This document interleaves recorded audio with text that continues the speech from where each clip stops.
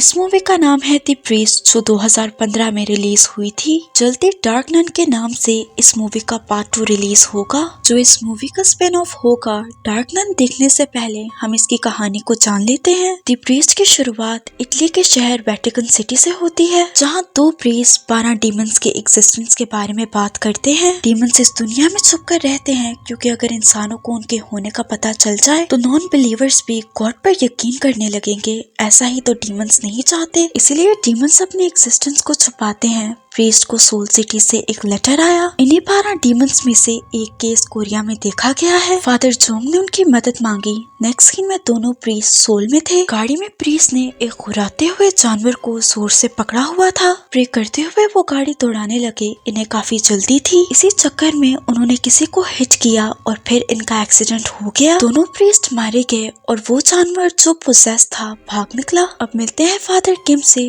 जो पोजेस लड़की योंगशिन को बचाने की कोशिश कर रहे हैं। वो योंगशिन को बचाने के लिए डेस्परेट थे, क्योंकि वो उसे पहले से जानते थे। वो उनकी स्टूडेंट रह चुकी है, उनमें काफी अच्छी बॉन्डिंग थी। एक दिन अचानक वो पोसेस होगी। उसे अजीब सी आवाजें सुनाई देने लगी। उसके पास आकर जानवरों का बिहेवियर भी अजीब होता। फादर किम ने उस पर बहुत से एक्सोर्सिज्म परफॉर्म किए। आज फिर वो एक और एक्सोर्सिज्म की इजाजत उनसे लेने आए हैं। पहले तो सीनियर्स ने उनकी रिक्वेस्ट रिजेक्ट की, फिर ये कहकर इजाजत दे दी कि एक्सोर्सिज्म सीक्रेट होना चाहिए। दूसरी तरफ योंगशिन ने हॉस्पिटल की खिड़की से छलांग लगाकर खुदकुशी करने की कोशिश की। जिंदा तो बच गई, पर अब कोमा में है। इसी तरह 6 महीने गुजरे। योंगशिन पर एक्सोर्सिज्म परफॉर्म करने के लिए फादर किम को एक नए असिस्टेंट की तलाश थी। पुराने असिस्टेंट ने डर के मारे एक्सोर्सिज्म में हिस्सा लेने से मना कर दिया। एक्सोर्सिज्म में 2 लोगों का होना जरूरी है। इसी सिलसिले में फादर किम डीन से मिले और बताया उन्हें किस किस्म का प्रीस्ट एज एन असिस्टेंट चाहिए। उसका date of birth year of tiger हो,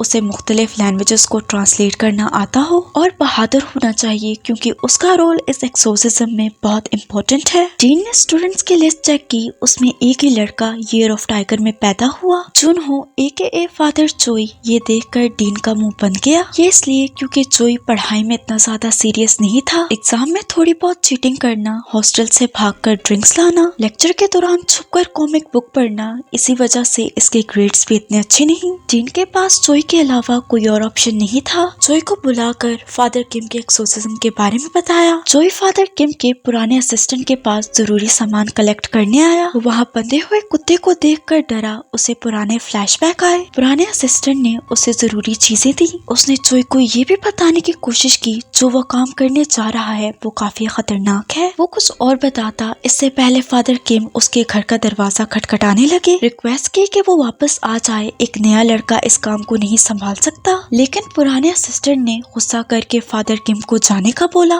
घर आकर चोई योंगशिन की पुरानी रिकॉर्डिंग सुनने लगा। शुरू में योंगशिन नॉर्मल बात कर रही थी, फिर वो फादर किम को सेक्सुअली असोल्ट करने का इल्जाम लगाने लगी। चोई ने नोट किया योंगशिन ने किसी और लैंग्वेज में कुछ कहा। इसकी ट्रांसलेशन थी, हर हाल में निकलना है। आहिस्ता आहिस्ता योंगशिन चिमोनिक आवाज में बात करने लगी। चोई को अपने कमरे के बाहर आवाज आई। उसने दरवाजा खोला तो देखा ये वही कुत्ता है। कुत्ते ने उस पर हमला किया। चोई ने अपनी जान बचाने के लिए कुत्ते को मार डाला। कुत्ता अचानक लड़की में बदला। इसी तरह चोई की आंख खुल गई। दूसरी तरफ फादर किम को पता चला इटली से आए 2 प्रीस्ट की गाड़ी से योंगशिन टकराई थी। जो पोजेस जानवर वहाँ से भागा, उसने योंगशिन को पोजेस कर लिया। ये डीमन बहुत खतरनाक है। योंगशिन अपनी बॉडी से इसे बाहर निकलने नहीं दे रही। फादर किम के सीनियर्स ने योंगशिन को मार डालने का ऑर्डर दिया। सुबह फादर किम ने चोई को कॉल करके बताया वो आज रात ही एक्सोर्सिज्म परफॉर्म करेंगे। चोई को भेजने से पहले डीन ने उसे एक कैमरा दिया। वो चाहते थे चोई सीक्रेटली फादर किम के एक्सोर्सिज्म को रिकॉर्ड करे। ये ऑर्डर सीनियर्स ने दिया क्योंकि उन्हें फादर किम पर शक है कि किम एक्सोर्सिज्म के नाम पर योंगशिन को हरास कर रहा है। फादर किम पर ये झूठा इल्जाम लगाने वाला उनका पुराना असिस्टेंट था, क्योंकि वो किसी तरह एक्सोर्सिज्म नहीं करना चाहता था, इसलिए उसने फादर किम पर इल्जाम लगा दिया। फादर किम ने चोई को चर्च जाकर 2 चीजें लाने का बोला। एक थी बेल और दूसरा था पिग। फादर सुपीरियर चोई को वार्न करने लगे। कहा तुमसे पहले 10 से ज्यादा लोगों ने फादर किम को असिस्ट किया। किम की मदद करने से बेहतर है तुम भी घर चले जाओ। ये सुनकर भी चोई ने फादर किम की मदद करने का फैसला किया। फादर किम को पता चला फादर जोंग होश में आ गए। ये वही फादर हैं जिन्होंने वेटिकन सिटी से हेल्प मांगी थी। एक्सोर्सिज्म के दौरान फादर किम फादर जोंग को असिस्ट करते थे। किसी वजह से वो कोमा में थे। फादर किम उनसे मिलने आए। नर्स ने बताया जब से फादर जोंग होश में आए उनके कमरे से काफी गंदी स्मेल आ रही है। फादर किम जोंग की अजीब हरकतें और बातें सुनकर समझ गए वो पोसेस्ड है। किम जोंग पर छोटा सा रिचुअल परफॉर्म करने लगा। होली वाटर से जोंग के हाथों और पैरों पर क्रॉस बनाया। इसी दौरान जोंग कहने लगा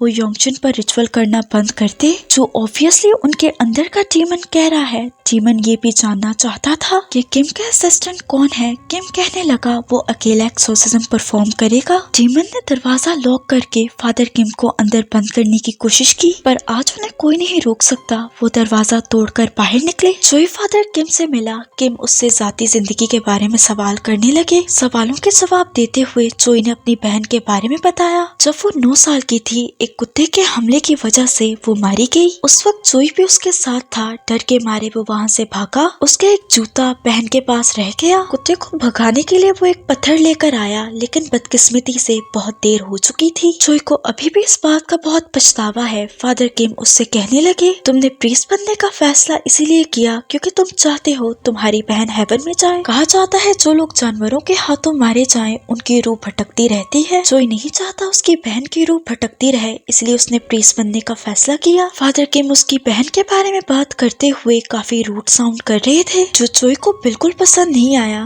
देखा जाए तो फादर किम उसका टेस्ट ले रहे थे, क्योंकि जो काम वो करने जा रहे हैं उसके लिए उनका इमोशनली और फिजिकली स्ट्रॉन्ग होना बहुत जरूरी था। दोनों एक्सोर्सिज्म करने के लिए आए। आज हंग्री घोस्ट फेस्टिवल है। इस दिन स्पिरिट्स खुला घूमती हैं। जन्नत और जहन्नम के दरवाजे खोल दिए जाते हैं, विच मीन्स वो इस डीमन को आसानी से जहन्नम भेज सकते हैं। बात करते हुए चोई को अपनी बहन खड़ी दिखाई दी। उसके हाथ में चोई का जूता था। उसे देखकर वो हैरान रह गया। फादर ने चोई की उड़ी हुई रंगत देखकर एक थप्पड़ लगाया। वो होश में आया। इसके बाद उस पर गमला गिरने वाला था। फादर किम ने फिर उसे बचा लिया। ये बिल्डिंग के अंदर आए। योंगशन के कमरे में शामन का रिचुअल चल रहा था। फादर किम ने शामन को बुलाया। उन्होंने सुना था ये अपने काम में बहुत अच्छा है, मगर अफसोस उसका रिचुअल बहुत बुरी तरह फेल हुआ। रिचुअल में जो भी इन्वॉल्व था उनकी बॉडी से खून आने लगा। फादर किम अपनी तैयारी करने लगे। खुद पर और चोई पर एक परफ्यूम छिड़की। ये परफ्यूम उनके लिए शील्ड की तरह काम करेगी, जिससे डीमन को मेल की प्रेजेंस फील नहीं होगी। ये डीमन मर्द को पोसेस करना चाहता है ताकि वो अपनी पावर पूरी इस्तेमाल कर पाए। इसीलिए डीमन ने योंगशन को मारकर उसकी बॉडी से निकलने की कोशिश की। जाहिर है किम और चोई मर्द है तो उन्हें अपनी सेफ्टी के लिए ये करना पड़ा। योंगशन के कमरे में जाने से पहले फादर किम ने चोई के अपर लिप पर क्रीम लगाई। इससे उसे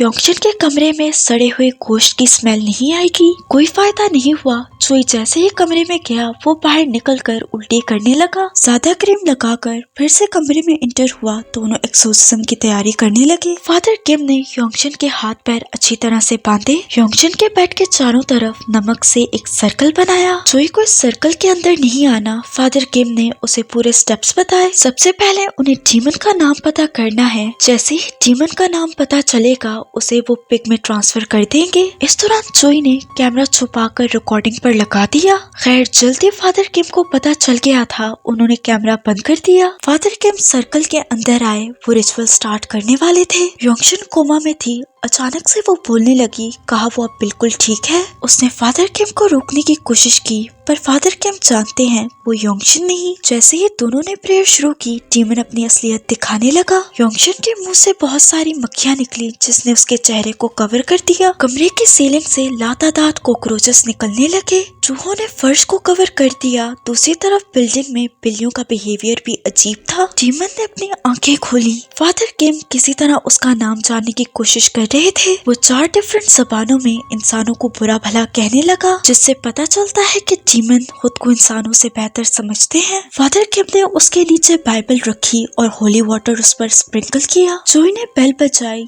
ये बेल एक मोंक ने तैयार की थी ताकि डीमंस को दूर रखा जाए। बेल की आवाज सुनकर योंगशन के कानों में से खून आने लगा। उसने बहुत सारी खून की उल्टी की। खून इतना ज्यादा था कि उसके पूरे कपड़े खून से भर गए। देखकर लग रहा था अब वो पोसेस नहीं है। फादर किम उसका गला घोंटने लगे। वो लाचारों की तरह मदद मांगने लगी। जोई को उसे देखकर बहुत बुरा लगा, इतना कि वो सर्कल के अंदर आकर उसने फादर किम को योंगशन से दूर किया। एज एक्सपेक्टेड ये डीमन की चाल थी। उसने कहा, लगता है तुम नए आए हो। और डीमन को ये भी पता चल गया वो मेल है, जिससे वो बहुत खुश हुआ। फादर किम डीमन को कंट्रोल करने लगे। डीमन काफी चालाक है, उसे किम और जोई के बारे में सब कुछ पता था। फादर किम की बहन प्रेग्नेंट थी तो उसे लेकर वो किम को डराने लगा। किम को उठाकर फेंका, वो बेहोश हो गए। फिर जोई की तरफ मुड़ी और उसे पोजेस करने की कोशिश की। जोई के बाजुओं पर अजीब किस्म के मार्क्स आने लगे। डीमन उसकी बहन की आवाज में बात करने लगा, जिससे जोई और ज्यादा डर गया। डीमन ने ये भी कहा कि वो सब कुछ आकर कह दे,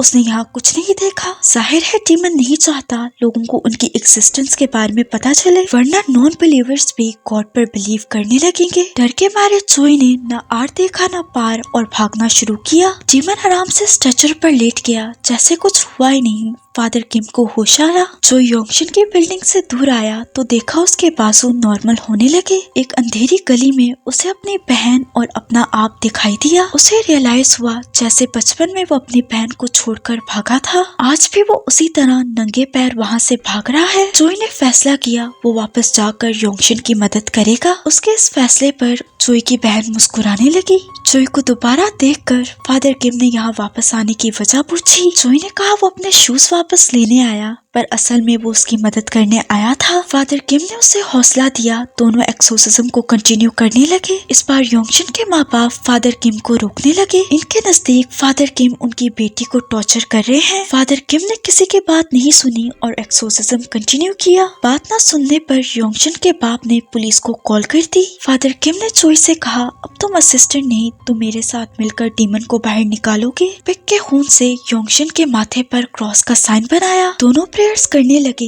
इसी दौरान डीमन फिर से जाग गया। वो बोलने लगा। उसकी आवाज सुनकर जोई और किम के कानों से खून आने लगा। बड़ी कोशिश करने के बाद डीमन ने अपना नाम मालबेत बताया। जैसे ही फादर किम ने डीमन को पिक में ट्रांसफर किया, योंगशन मारी गई। उसे बेजान देखकर फादर किम फूट फूट कर रोने लगे। जोई ने पोजेस पिक को जल्दी से उठाया। अभी आखिरी स्टेप बाकी था। 1 घंटे के अंदर उसे इस पिक को दरिया में फेंकना है। अगर जोई ऐसा ना कर पाया तो डीमन उसे पोजेस कर लेगा। बिल्डिंग से निकलते हुए जोई को पुलिस वालों ने रोक लिया। पुलिस ने योंगशन को चेक किया तो उन्हें ऐसा लगा फादर किम और जोई ने उसे मिलकर मार दिया। इसी दौरान पिक चलाया, जिससे लाइट फ्लिकर होने लगी। बहुत सारे चूहे उनकी तरफ आने लगे। जोई को भागने का मौका मिला। पुलिस उसके पीछे थी। भागते हुए रास्ते में डीमन ने काफी एक्सीडेंट करवाए ताकि वो जोई को रोक पाए। उसने जोई को मारने की भी कोशिश की। इसी तरह टैक्सी लेकर वो रिवर तक पहुंच आया। यहाँ फिर जोई मरने वाला था। वो तो टैक्सी ड्राइवर ने उसकी जान बचा ली।